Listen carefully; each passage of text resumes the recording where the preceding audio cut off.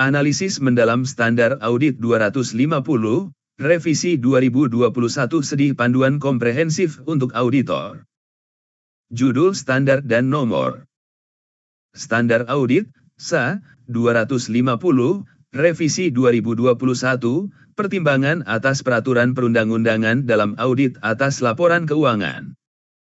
Standar ini merupakan adopsi dari International Standard on Auditing, ISA, 250 yang diterbitkan oleh International Auditing and Assurance Standards Board, IAS, yang memastikan praktik audit di Indonesia selaras dengan standar global terbaik.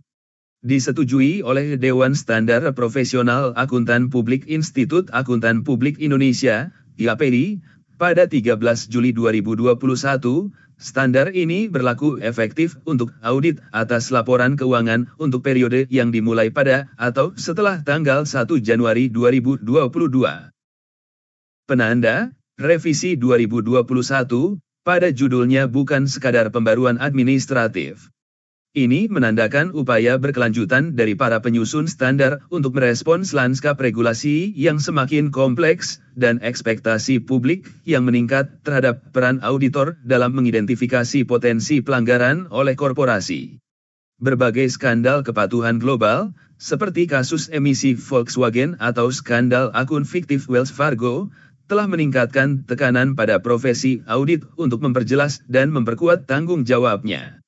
Oleh karena itu, revisi ini mencerminkan tren global menuju akuntabilitas yang lebih besar dan pengakuan bahwa risiko ketidakpatuhan merupakan risiko bisnis dan risiko audit yang signifikan. Tujuan utama standar, ZW. Tujuan fundamental dari ISA 250 dirumuskan secara spesifik dalam 3 pilar utama yang saling terkait, sebagaimana diatur dalam paragraf 11.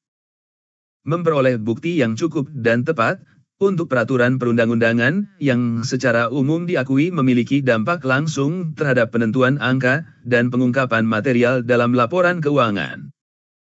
Melaksanakan prosedur spesifik untuk membantu mengidentifikasi adanya ketidakpatuhan terhadap peraturan perundang-undangan lainnya yang dapat berdampak material terhadap laporan keuangan. Merespons secara tepat terhadap ketidakpatuhan atau dugaan ketidakpatuhan yang teridentifikasi selama pelaksanaan audit. Pada intinya, standar ini bertujuan untuk menjawab pertanyaan krusial, sejauh mana auditor harus bertindak sebagai penjaga kepatuhan hukum entitas. ISA 250 memberikan jawaban yang pragmatis. Standar ini menegaskan bahwa tanggung jawab utama untuk memastikan kepatuhan terhadap seluruh peraturan perundang-undangan berada di tangan manajemen, dengan pengawasan dari pihak yang bertanggung jawab atas tata kelola, TCWG. Tanggung jawab auditor, di sisi lain, difokuskan secara spesifik pada risiko kesalahan penyajian material dalam laporan keuangan yang timbul akibat ketidakpatuhan tersebut.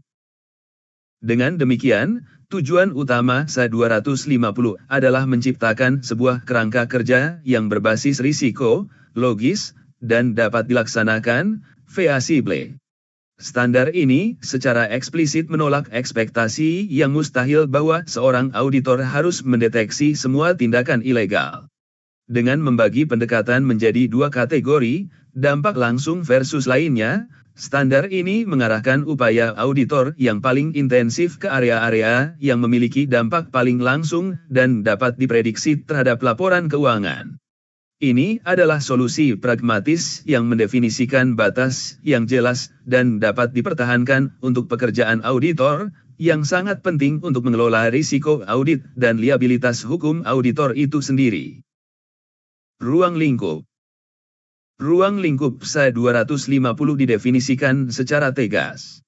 Standar ini berlaku untuk audit atas laporan keuangan. Secara eksplisit, standar ini tidak berlaku untuk perikatan asuransi lain di mana auditor secara spesifik ditugaskan untuk melakukan pengujian dan pelaporan secara terpisah atas kepatuhan terhadap peraturan perundang-undangan tertentu. Pembedaan ini sangat krusial. Dalam audit laporan keuangan, pertimbangan atas peraturan perundang-undangan hanya dilakukan sejauh ketidakpatuhan tersebut dapat menyebabkan kesalahan penyajian material. Sebaliknya, dalam sebuah perikatan audit kepatuhan, compliance audit, kepatuhan itu sendiri adalah subjek utama perikatan. Definisi ruang lingkup yang sempit ini memiliki implikasi yang signifikan terhadap kesenjangan ekspektasi, expectation gap, yaitu perbedaan antara apa yang diakini publik tentang peran auditor dan apa yang sebenarnya menjadi tanggung jawab auditor sesuai standar. Meskipun SA 250 sangat jelas, para pemangku kepentingan dan pengguna laporan keuangan mungkin masih keliru berasumsi bahwa opini audit wajar tanpa modifikasian, WTP, berarti entitas telah mematuhi semua hukum yang relevan, seperti peraturan lingkungan, keselamatan kerja, atau anti korupsi. Banyak kegagalan korporasi besar yang terungkap di kemudian hari melibatkan tindakan ilegal yang tidak secara langsung menyebabkan salah saji pada laporan keuangan periode terjadinya, misalnya, suap untuk memenangkan kontrak di masa depan. Ketika skandal semacam itu terungkap, pertanyaan publik yang sering muncul adalah, di mana auditornya? Definisi ruang lingkup dalam SA 250 adalah jawaban teknis atas pertanyaan tersebut, namun tidak menyelesaikan masalah persepsi publik yang mendasarinya. Definisi kunci. Istilah paling fundamental yang didefinisikan dalam standar ini adalah ketidakpatuhan. Non-compliance didefinisikan sebagai tindakan untuk mengabaikan atau melakukan sesuatu, baik yang disengaja maupun tidak disengaja, yang dilakukan oleh entitas, atau oleh pihak yang bertanggung jawab atas tata kelola, oleh manajemen, atau oleh individu lain yang bekerja untuk atau di bawah arahan entitas, yang bertentangan dengan peraturan perundang-undangan yang berlaku. Definisi ini secara eksplisit tidak mencakup perilaku pribadi yang tidak berkaitan dengan aktivitas bisnis entitas. Definisi ini krusial karena cakupannya yang sangat luas. Beberapa elemen kunci dari definisi ini adalah tindakan dan kelalaian, mencakup baik tindakan komisi, melakukan sesuatu yang dilarang, maupun tindakan omisi, gagal melakukan sesuatu yang diwajibkan. Disengaja versus tidak disengaja, mencakup pelanggaran yang bersifat curang, disengaja, maupun yang timbul dari kesalahan atau kelalaian, tidak disengaja. Pelaku yang luas, melibatkan tidak hanya manajemen puncak, tetapi juga TCWG dan karyawan di semua tingkatan. Luasnya definisi ini menjadi tantangan utama dalam penerapan standar. Ini memaksa auditor untuk mempertahankan kewaspadaan tinggi terhadap berbagai potensi masalah. Inklusif rasa, tidak disengaja, berarti bahwa bahkan manajemen yang berniat baik pun dapat melakukan ketidakpatuhan. Hal ini menggeser fokus audit dari sekadar mencari kecurangan menjadi juga menilai kecukupan sistem manajemen kepatuhan entitas. Sebagai contoh, seorang auditor mungkin mencari bukti penghindaran pajak yang disengaja, ketidakpatuhan yang disengaja. Namun, dengan definisi ini, auditor juga harus waspada terhadap kemungkinan adanya peraturan lingkungan baru yang kompleks yang disalahpahami oleh insinyur perusahaan, yang menyebabkan provisi denda tidak tercatat, ketidakpatuhan yang tidak disengaja. Definisi ini memaksa auditor untuk mempertimbangkan niat jahat, malis, dan ketidakmampuan, inkompetensi, sebagai sumber risiko, yang secara signifikan memperluas pola pikir audit yang diperlukan. Prinsip dan konsep fundamental. SA 250 dibangun di atas dua pilar konseptual yang menjadi fondasi bagi seluruh ketentuannya. Dua kategori peraturan perundang-undangan, paragraf 6 sedih ini adalah mekanisme inti standar. Tanggung jawab auditor dibedakan secara tajam berdasarkan dua kategori peraturan. Kategori A. Peraturan perundang-undangan yang secara umum diakui memiliki dampak langsung terhadap penentuan angka dan pengungkapan material dalam laporan keuangan. Contoh klasiknya adalah peraturan perpajakan dan dana pensiun. Kategori B. Peraturan perundang-undangan lain yang tidak berdampak langsung, namun kepatuhannya fundamental bagi aspek operasional bisnis, kelangsungan usaha, atau untuk menghindari sanksi berat. Contohnya termasuk kepatuhan terhadap izin usaha, ketentuan solvabilitas bagi lembaga keuangan, atau peraturan lingkungan hidup. Skeptisisme profesional. Paragraf 8. Auditor diharuskan untuk selalu waspada terhadap kemungkinan bahwa prosedur audit lain yang diterapkan untuk tujuan lain dapat mengungkap adanya ketidakpatuhan. Konsep ini, yang merupakan inti dari SA 200, menjadi sangat penting dalam konteks SA 250 mengingat luasnya peraturan yang dapat memengaruhi suatu entitas. Sistem dua kategori ini pada dasarnya adalah alat manajemen risiko atau mekanisme trias bagi auditor. Untuk kategori A, tanggung jawab auditor bersifat proaktif dan langsung, mereka harus secara aktif mencari bukti audit yang cukup dan tepat mengenai kepatuhan. Untuk kategori B, tanggung jawabnya lebih bersifat terbatas dan reaktif, mereka melakukan prosedur spesifik yang terbatas, permintaan keterangan dan inspeksi korespondensi, dan harus tetap waspada, tetapi tidak diharuskan untuk melakukan audit kepatuhan skala penuh. Pembedaan pragmatis ini membuat audit dapat dilaksanakan sambil tetap menangani risiko yang paling signifikan. Ketentuan utama, persyaratan wajib Z, what, and how. Bagian ini merinci alur kerja wajib yang harus diikuti oleh auditor, yang diatur dalam paragraf 13 hingga 30. Proses ini dapat dibagi menjadi 5 fase yang logis. Fase 1, pemahaman dan penilaian risiko, paragraf 13-15. Memperoleh pemahaman, auditor wajib memperoleh pemahaman umum mengenai kerangka peraturan perundang-undangan yang berlaku bagi entitas dan industrinya, serta bagaimana entitas memastikan kepatuhannya, paragraf 13. Langkah ini merupakan bagian integral dari penilaian risiko berdasarkan SA 315. Prosedur untuk kategori A. Untuk peraturan yang berdampak langsung, auditor wajib memperoleh bukti audit yang cukup dan tepat mengenai kepatuhan, paragraf 14. Ini menyiratkan perlunya pengujian yang lebih rinci dan substantif.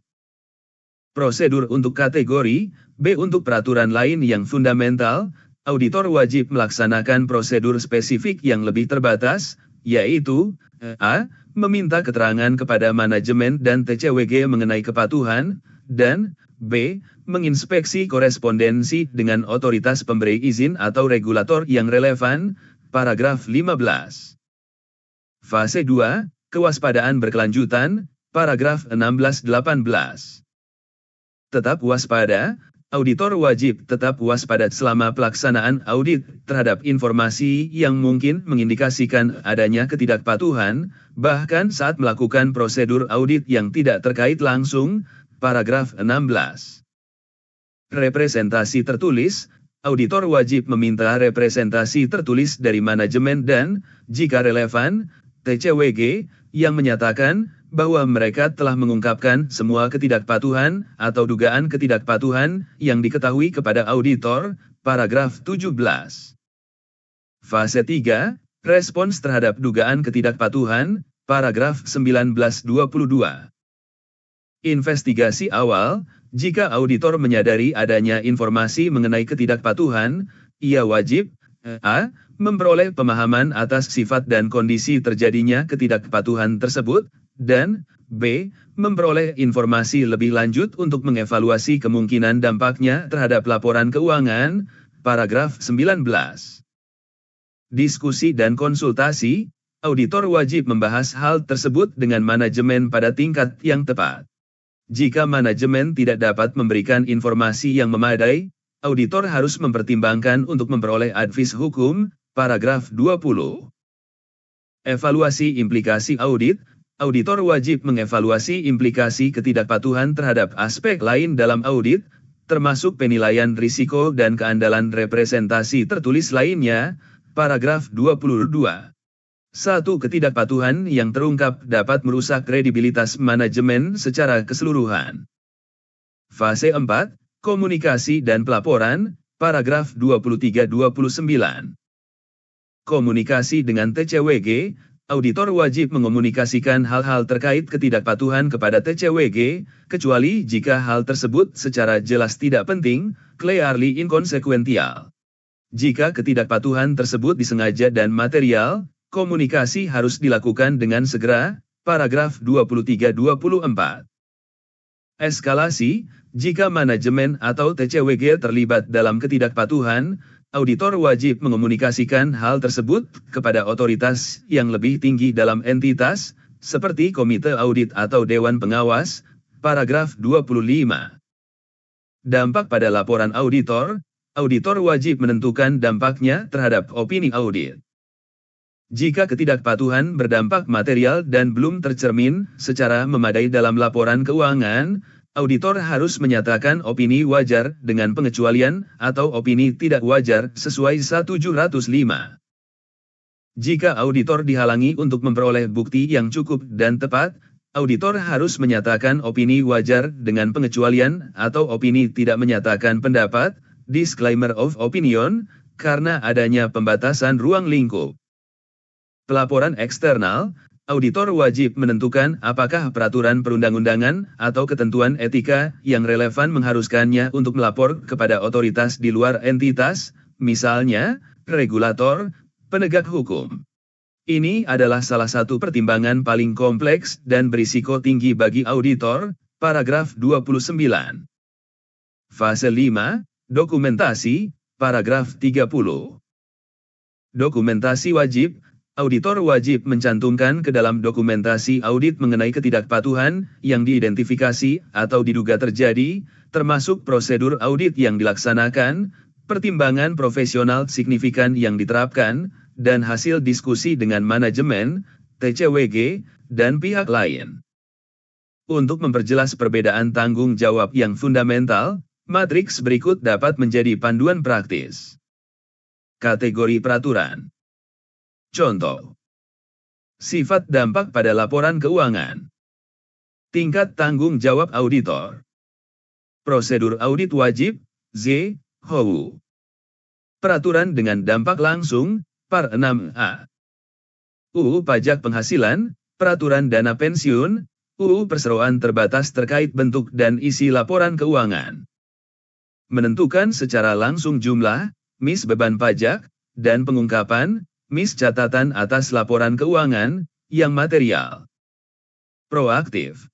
Memperoleh bukti audit yang cukup dan tepat, Par 14. Pengujian rinci atas perhitungan, inspeksi dokumen sumber, konfirmasi, DLL, untuk memverifikasi kepatuhan. Peraturan lain yang fundamental bagi operasi, Par 6B. Izin usaha pertambangan, peraturan lingkungan hidup, ketentuan solvabilitas bank, peraturan anti pencucian uang. Tidak langsung. Ketidakpatuhan dapat menimbulkan denda, sanksi, atau penghentian operasi yang berdampak material, misprovisi, pengungkapan kontingensi, isu kelangsungan usaha. Terbatas reaktif. Melaksanakan prosedur audit spesifik, Par 15. 1. Meminta keterangan kepada manajemen TCWG. 2. Menginspeksi korespondensi dengan regulator. 3. Tetap waspada selama audit. Par 16. Materi penerapan dan penjelasan penting. Bagian, materi penerapan dan penjelasan lain, paragraf A1-A36, memberikan panduan praktis dan konteks untuk menerapkan ketentuan wajib. Beberapa poin yang paling signifikan adalah indikator, red flags, ketidakpatuhan, paragraf A18 bagian ini adalah panduan praktis untuk menerapkan skeptisisme profesional. Auditor harus waspada terhadap indikator-indikator seperti investigasi oleh instansi pemerintah atau pembayaran denda sanksi. Pembayaran untuk jasa yang tidak dapat dijelaskan atau pinjaman kepada konsultan, pihak berelasi, atau pegawai pemerintah. Komisi penjualan atau biaya agen yang jumlahnya melebihi kewajaran. Pembayaran tidak biasa secara tunai atau transfer ke rekening bank anonim. Transaksi yang tidak biasa dengan perusahaan yang terdaftar di negara-negara bebas pajak, tax havens. Pembayaran barang atau jasa ke negara yang berbeda dari negara asal pemasok. Daftar ini bukan sekadar anomali prosedural, mereka adalah potensi indikator suap, korupsi, pencucian uang, atau tindakan ilegal lainnya. Ketika seorang auditor menemukan tanda-tanda ini, mereka tidak bisa lagi menerima penjelasan dangkal dari manajemen. Tanda-tanda ini adalah pemicu yang mengharuskan auditor untuk melakukan investigasi lebih dalam sesuai paragraf 19. Peran manajemen dalam pencegahan, paragraf A2 standar ini juga memberikan contoh kebijakan dan prosedur yang dapat diterapkan manajemen untuk mencegah dan mendeteksi ketidakpatuhan. Ini termasuk memantau ketentuan hukum, mendesain dan mengoperasikan sistem pengendalian internal yang tepat, mengembangkan dan mematuhi pedoman perilaku, Code of Conduct, serta melibatkan penasihat hukum. Bagi auditor, keberadaan atau ketiadaan sistem ini merupakan informasi penting dalam menilai risiko ketidakpatuhan. Hubungan dengan standar audit lain. SA 250 tidak berdiri sendiri, ia merupakan bagian dari jaringan standar audit yang saling terkait erat. Kegagalan dalam menerapkan SA 250 jarang sekali merupakan insiden yang terisolasi, seringkali ini menandakan kegagalan dalam keseluruhan proses audit. Hubungan ini dapat dilihat sebagai sebuah rantai sebab akibat. SA 200, tujuan keseluruhan auditor menyediakan fondasi konseptual berupa skeptisisme profesional dan keyakinan memadai yang menjadi dasar bagi seluruh SA, termasuk SA 250. SA 315, pengidentifikasian dan penilaian risiko pemahaman auditor atas kerangka hukum entitas, kewajiban di SA 250, Par 13, adalah komponen inti dari proses identifikasi dan penilaian risiko kesalahan penyajian material menurut SA 315. Risiko ketidakpatuhan adalah salah satu risiko spesifik yang harus dinilai. SA 330, respons auditor terhadap risiko prosedur audit yang dirinci dalam SA 250, Par 1415, adalah respons langsung auditor terhadap risiko yang telah dinilai berdasarkan SA 315. SA 240, tanggung jawab auditor terkait kecurangan terdapat tumpang tindih yang signifikan, karena banyak tindakan ketidakpatuhan yang disengaja, misalnya, penyuapan, penggelapan aset, juga merupakan tindakan curang yang diatur dalam SA 240. SA 260, komunikasi dengan pihak yang bertanggung jawab atas tata kelola menyediakan kerangka kerja formal untuk komunikasi yang diwajibkan oleh SA 250, Par 2325, kepada TCWG. SA 570, kelangsungan usaha ketidakpatuhan terhadap peraturan kategori B, seperti kehilangan izin operasi utama, dapat menimbulkan keraguan signifikan atas kemampuan entitas untuk melanjutkan usahanya, paragraf A13. SA 705, modifikasi terhadap opini ini adalah ujung dari proses. Ketidakpatuhan material yang tidak terselesaikan atau pembatasan ruang lingkup yang signifikan akan secara langsung mengarah pada modifikasi opini audit, paragraf 26-28. Rantai ini menunjukkan bahwa SA 250 bukanlah standar tambahan, melainkan komponen kritis yang terintegrasi dalam sebuah audit yang berkualitas. Implikasi praktis bagi auditor. Menerjemahkan bahasa formal standar ke dalam praktik audit sehari-hari memunculkan beberapa implikasi penting. Tantangan kompetensi, penerapan SA 250 menuntut auditor untuk memiliki pemahaman yang memadai tentang kerangka hukum yang kompleks tanpa harus menjadi seorang ahli hukum. Ini memerlukan pertimbangan profesional yang signifikan, terutama saat mengevaluasi materialitas potensi ketidakpatuhan dan memutuskan apakah perlu melaporkan secara eksternal. Batasan antara prosedur audit dan investigasi hukum bisa menjadi kabur. Peran teknologi dan analitika data, data analytics, telah menjadi alat yang sangat ampuh untuk menerapkan SA 250. Teknologi ini memungkinkan auditor untuk menganalisis 100% populasi transaksi untuk mengidentifikasi anomali dan pola yang mengindikasikan ketidakpatuhan, misalnya, pembayaran kepada pihak yang terkena sanksi, transaksi pada waktu yang tidak wajar, faktur ganda, yang mungkin terlewatkan oleh metode sampling tradisional. Dahulu, auditor mungkin hanya mengambil sampel kecil dari laporan biaya perjalanan. Kini, dengan analitika data, mereka dapat memindai seluruh laporan untuk kata kunci seperti biaya fasilitasi, menganalisis pola pengeluaran untuk menjamu pejabat tertentu, dan membandingkan data perjalanan karyawan dengan lokasi berisiko tinggi yang diketahui. Pergeseran peran auditor, kombinasi antara regulasi yang rumit dan teknologi yang canggih sedang mengubah peran auditor. Untuk menerapkan SAE 250 secara efektif, auditor modern harus lebih dari sekadar seorang akuntan. Mereka perlu menjadi analis bisnis yang memahami risiko regulasi dan ilmuwan data yang mampu menggunakan alat untuk mengungkap pola tersembunyi. Hal ini menyiratkan adanya kebutuhan mendesak untuk peningkatan keterampilan, upskilling, berkelanjutan, baik dalam pengetahuan regulasi maupun penguasaan alat analitika data. Contoh sederhana, studi kasus PT Manufaktur Cemerlang. Untuk mengilustrasikan penerapan SAE 250 dalam situasi nyata, pertimbangkan studi kasus hipotetis berikut, PT Manufaktur Cemerlang dan konsultan asing misterius. Situasi, PT Manufaktur Cemerlang, sebuah perusahaan besar di Indonesia, sedang berupaya mendapatkan kontrak pemerintah yang sangat besar di sebuah negara asing. Selama audit, tim menemukan serangkaian pembayaran bulanan dalam jumlah besar yang diklasifikasikan sebagai biaya konsultasi. Pembayaran ini ditujukan kepada sebuah perusahaan cangkang, shell company, yang terdaftar di negara bebas pajak. Faktur yang ada sangat samar, dan tidak ada kontrak yang jelas atau bukti layanan yang telah diterima. Penerapan SAE 250. Identifikasi red flag.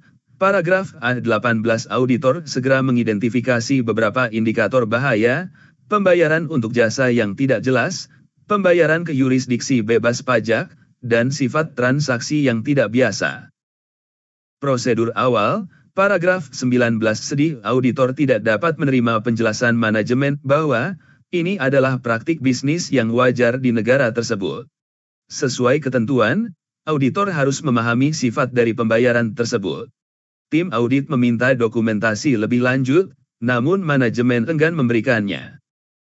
Eskalasi dan evaluasi. Paragraf 2022 auditor membahas masalah ini dengan Direktur Keuangan, yang memberikan jawaban yang mengelak. Auditor menyimpulkan bahwa manajemen tidak dapat memberikan informasi yang cukup dan tepat. Hal ini segera menimbulkan kekhawatiran serius tentang integritas manajemen dan keandalan representasi mereka yang lain. Paragraf 22. Komunikasi dengan TCWG. Paragraf 23-25 auditor secara resmi mengomunikasikan masalah ini secara tertulis kepada komite audit sebagai otoritas yang lebih tinggi. Komunikasi tersebut menjelaskan adanya potensi ketidakpatuhan terhadap undang-undang anti penyuapan, baik lokal maupun internasional, dan potensi denda material serta kerusakan reputasi yang signifikan. Dampak pada laporan auditor.